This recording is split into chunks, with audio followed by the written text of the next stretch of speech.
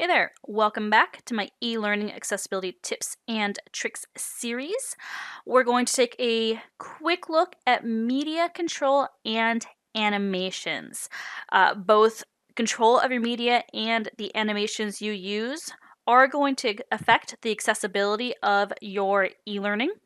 And it's easy to do this wrong, but it's also very easy to do it right. So I'm just going to give you some quick tips on how to do it right.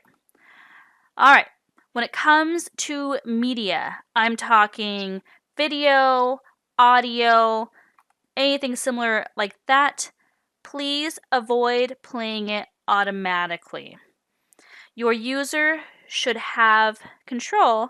Part of the reason why is that people that use screen readers navigate by sound. So if something starts playing automatically, it's incredibly disruptive. Imagine, you're walking down a street with your eyes closed and you're relying on someone to give you directions so you can proceed directly and not wander into some dangerous situation.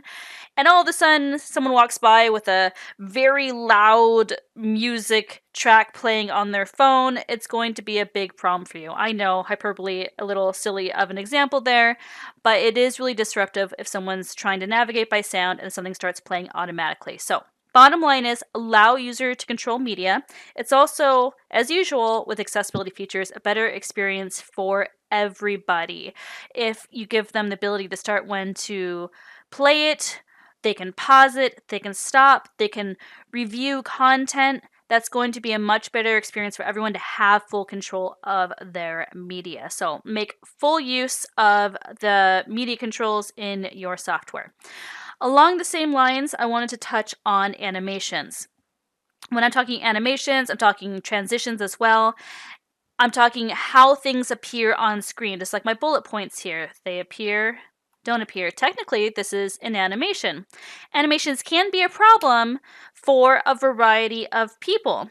If you're using some very silly animations, they can be distracting. Consider what point you're trying to make with your animations. If you are trying to make a point, or if you're just trying to add some razzle dazzle to your e-learning. Generally, if you're trying to add razzle dazzle to your e-learning, it's not necessary and it's potentially going to be distracting or disrupt the experience in some way or be inaccessible in some way.